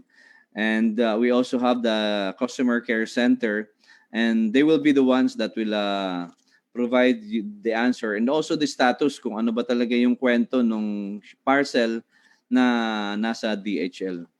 And we also had an assurance no less than the chief of the DHL na tutulungan niya tayo para malocate at malaman kung ano talaga yung kwento nung parcel ninyo.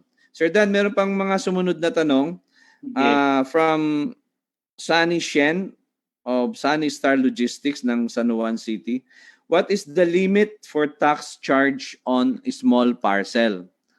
Ulitin ko, what is the limit for tax charge on a small parcel? Maybe it is referring to a low value pero hindi siya de minimis or de minimis value shipment. So, kagaya ng in-explain na kanina, actually, in-explain na rin ni Sir Mark kanina, no? Kasi basically the same siya.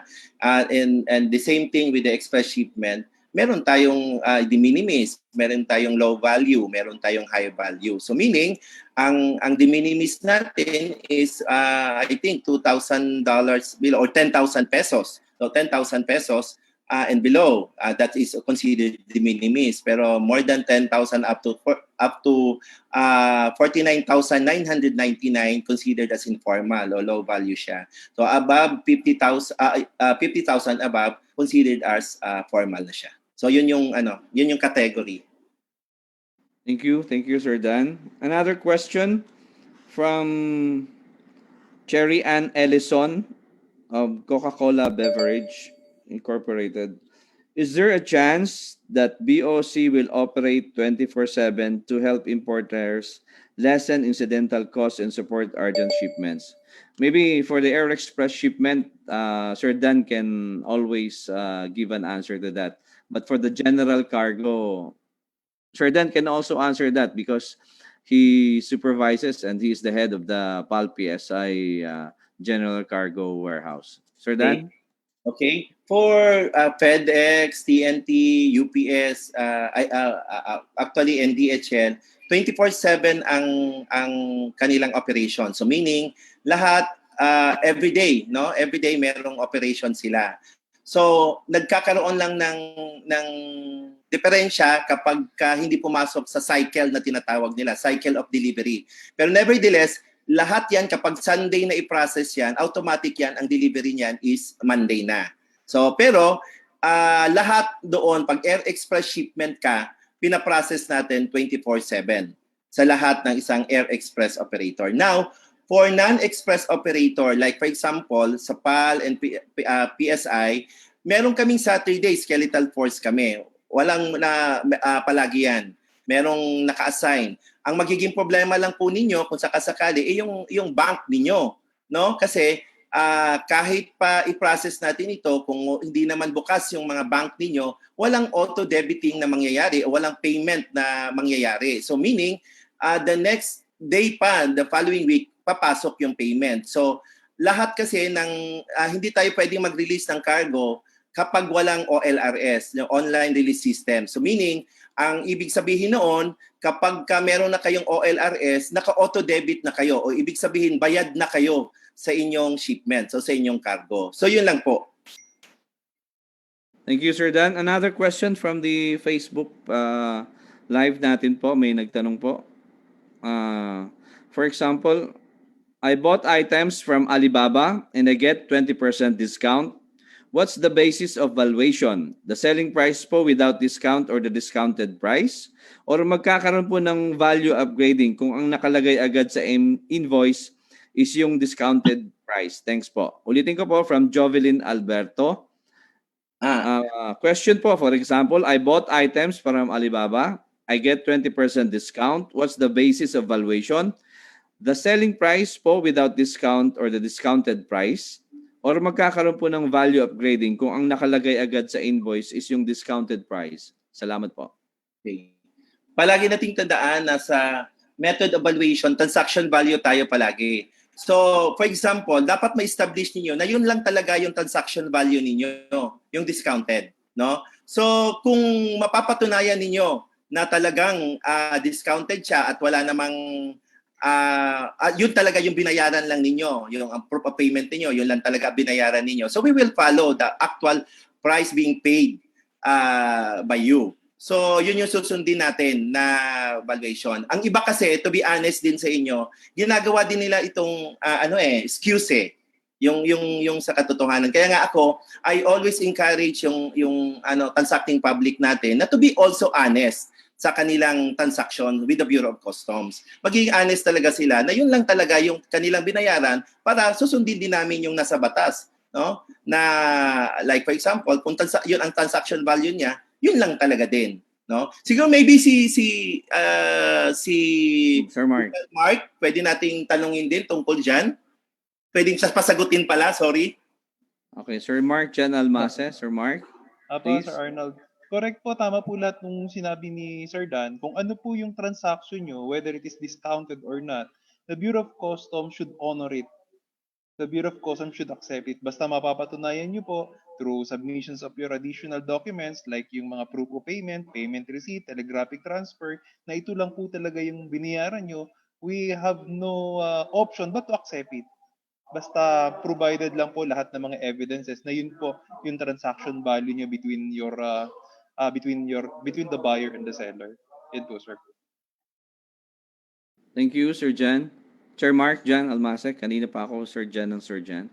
Anyway, there's another, maybe this is the last question. And if you have questions po na gusto nyong marinig namin yung boses nyo, we also encourage you kung gusto nyo po magtanong.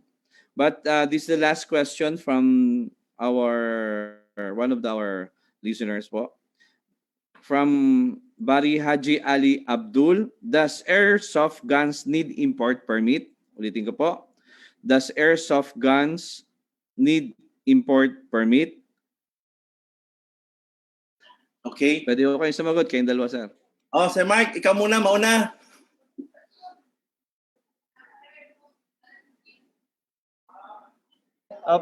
Sir Arnold, let me answer. Actually, may mga shipment nga pong ganyan na dumadaan din sa postal station. As per, ang regulating agency po kasi ng mga firearms and ammunitions, to include also po itong mga soft gun will be the PNP FEO, Fire Explosive Office po ng PNP. So we suggest kapag po mayroon kayong importation na ganyan, you directly coordinate po with FEO. Pinagbibigyan naman po nila yan, pero as per FEO po, mayroon pong one-time registration sa kanila yan for the purpose of monitoring the said particular soft gun po, including accessories for soft gun. Okay, can I add? Dan? Okay.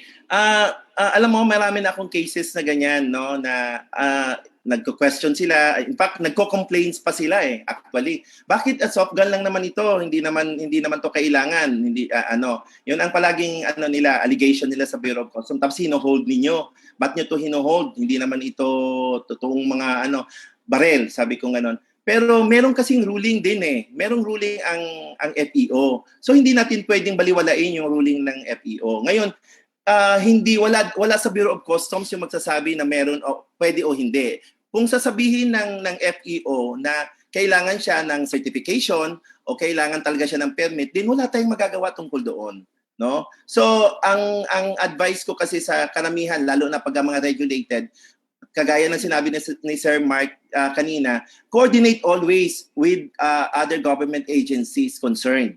No, pag cellphone, communication, sa NTC ka, kapag sa Food and Drugs ka, sa FDA ka, kapag gamot o related na mga shipments na kailangan ng FDA permits, doon po tayo magtatanong. Kaya nga tama ba Sir Mark?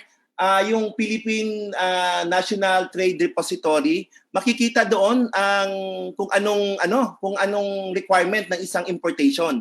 So maganda pag tinype mo si Apple, pag tinype mo Apple yung commodity, lalabas ka agad kung sino yung government agency o anong kailangan na permit na kailangan mong i-submit.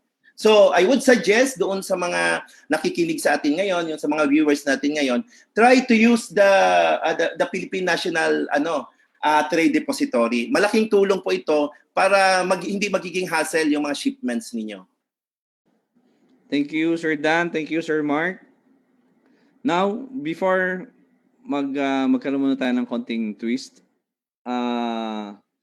if anyone is interested to intervene, pwede nyo i-unmute yung microphone nyo, pero please raise your hand. Gamitin nyo po yung raise your hand function ng Zoom so that we can entertain your question if you have any. Then please state your name or the place you represent or organization you represent before sharing a comment or question. Then after speaking, please mute your microphone and make a time-bound intervention. Anybody from this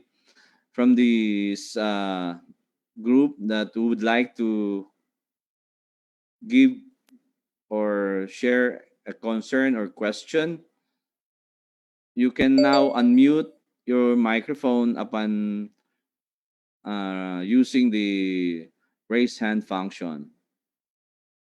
Meron po ba? Huwag po kayo mahiya.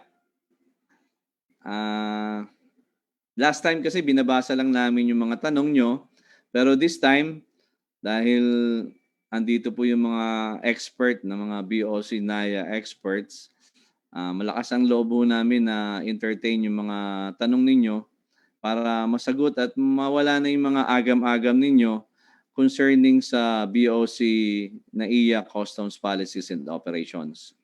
So anybody? Meron po ba? By the way, we also acknowledge mga heads of and chiefs of offices. Nandito po yung ating head ng CCC, Customer Care Center, si Mr. Altiche Julius, our first presenter nung nakaraang webinar natin, and all the heads of offices. Kung meron kayong issue sa liquidation, billing and division, meron nandito po yung hepe ng Liquidation and Billing Division, si Mr. Bong Angeles. Sa issue ng MISTG, andito rin po yung ating site manager, si Mr. Arnold Cordova. So, huwag niyo lang tatanungin kapag down yung system kasi automatic na sasagot siya. So, meron po tanong? Kung wala po ako magtatanong, base po doon sa mga naunang na-send na mga katanungan previously ng ating mga nag-register. Sir Dan, Sir Mark, ang tanong po is, how can I track my package or parcel? Yun po. Ang tanong po, how can I track my package or parcel? Sir Dan or Sir Mark or Sir Julius? Okay. Can I answer? Yes, Sir Dan, please. Okay. Unang-una, lahat ng Air Express operator natin, no? Meron silang customer service actually. May sariling customer service ang mga 'yan.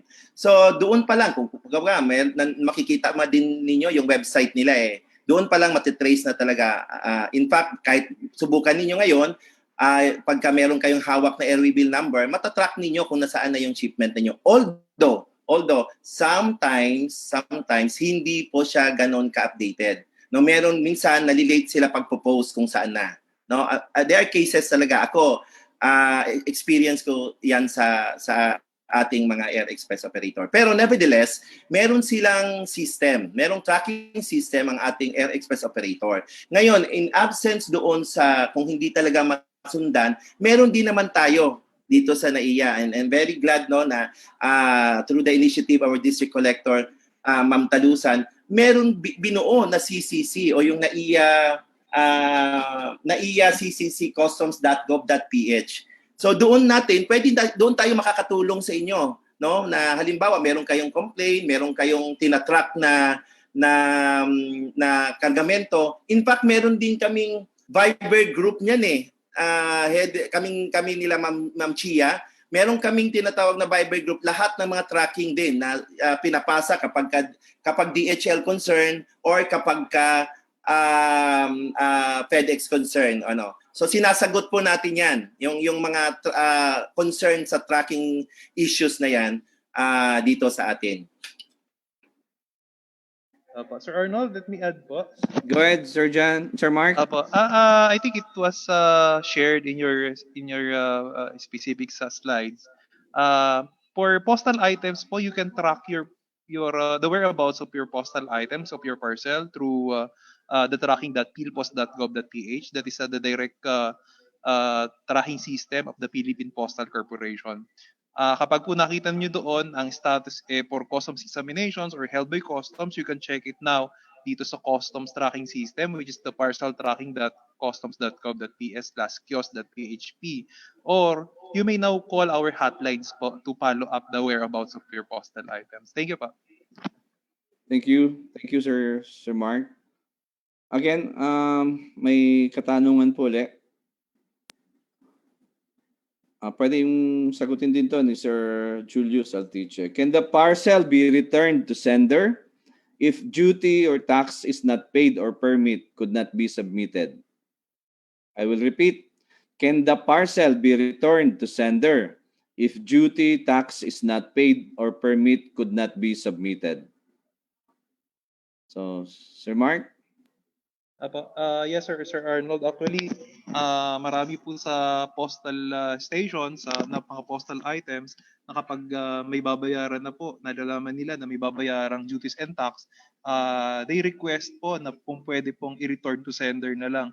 Or kapag po yung items is not compliant with the regulations here in our country, especially yung mga regulated items, prohibited items, nire-request po nila for return to sender. But as per current laws and regulations po natin, together with our memorandum of agreement between PhilPos and Customs, it's not allowed po. Kailangan po i-comply po rin po natin lahat ng customs formalities, matapos natin yung clearance bago po natin payagan to return to sender.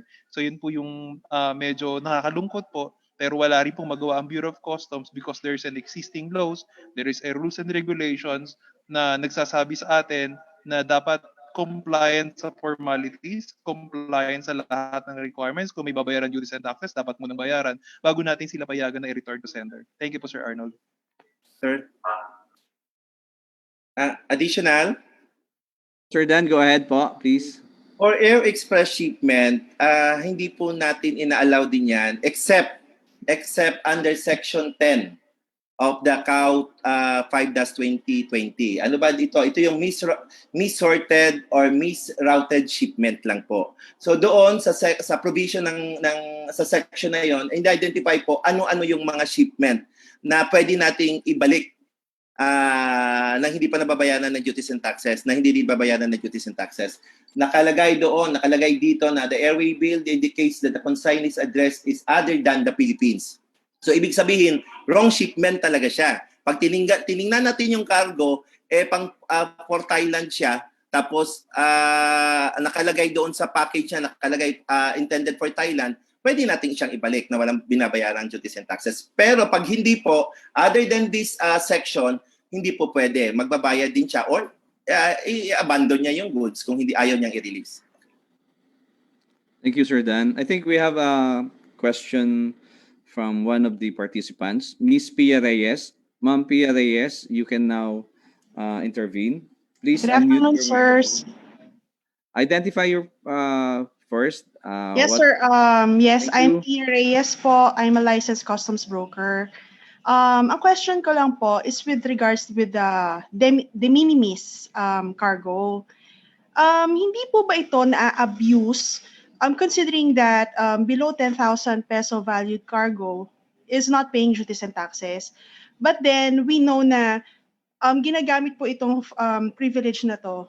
But then the people using it, they sell their goods. For example, online, ganyan po. Kadalasan po online. So, hindi po ba ito na-abuse considering na hindi sila nagbabayad ng duties and taxes? But then, they sell their products online. Tapos, it could be on a higher rate or commercial value na nakikita natin sa mga stores. So, ano po yung way para hindi po ito ma-abuse? Yun lang po. Salamat po. Thank you, Miss Pia Reyes. That's a very good question. So, Sir Dan and Sir Mark, let's hear from you. Thank you. Okay. Totoo yun, no? Talagang subject to abuse talaga itong de minimis na ito. Pero kami, gumawa kami ng pamamaraan para ma-check namin, no? Sa abot na aming makakaya kung itong mga de minimis na ito. Meron kaming tinatawag na checking sa EPU pa lang. Like for example, kung the same name, the same address, pinapaseparate na po talaga namin kaagad yan at pinagbabayad po namin yan. Kasi under the rule, dapat kapag dumating siya the same time, the same consignee, the same address, dumating siya the same date, hindi po pwedeng maging de minimis siya. So marunong na ngayon yung mga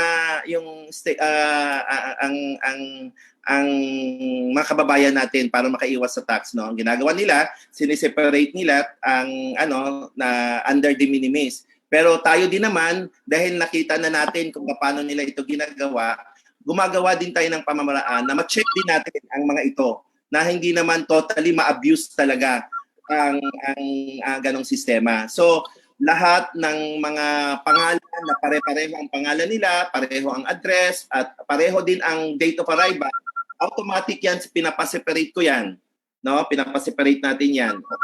sinasabing perfecto yung aming ginagawa, pero pinapaseparate ko yan, then pinapakomputan ko yung taxes. Kadalasan, nung una nagko-complain sila, pero nang pag pinapakita namin sa kanila yung batas, ito yung ruling, wala silang magawa eh. Nagbabayad na rin sila ng duties and taxes. Of course, hindi ko naman, kagaya nga sinasabi ko, hindi naman perfecto yung aming ginagawa. Baka meron din minsan nalampasan din namin. Pero ang tangi ko lang masasabi, ginagawa ng Bureau of Customs ang lahat ng aming magagawa to prevent na ma-abuse yung de minimis na yan. Sir Arnold, may I add? Thank you po, Ms. Pia, for that questions. We agree with you po. Actually, malaking impact po sa collection ng Bureau of Customs na NAIA yung pag-enact ng particular law na yan about de minimis. Considering po na nandito sa amin ang majority and most small parcel na less than 10,000 and below ang value. So wala po talaga kaming nakokolekta doon. But let me share to you rin po na one of the objective po nitong de minimis is to encourage po yung mga small and medium enterprise natin na matulungan sila to continue their small and medium business. So yun po yung one objective of this de minimis. Thank you po. Great. We hope na nasagot po namin yun, Ms. Pia. And thank you, everyone. Before we conclude our webinar, let us hear from our district collector, Ma'am Mel.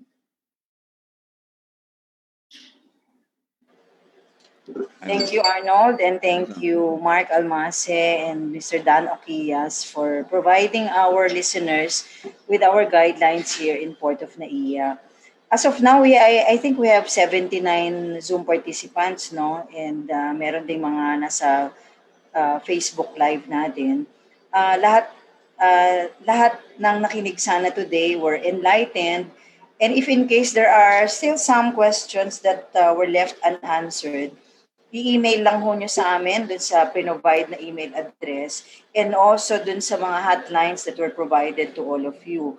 Later on, I think they will show again sa screen natin or probably sa few minutes as I talk, pwede nating i-flash again on screen yung ating mga hotlines.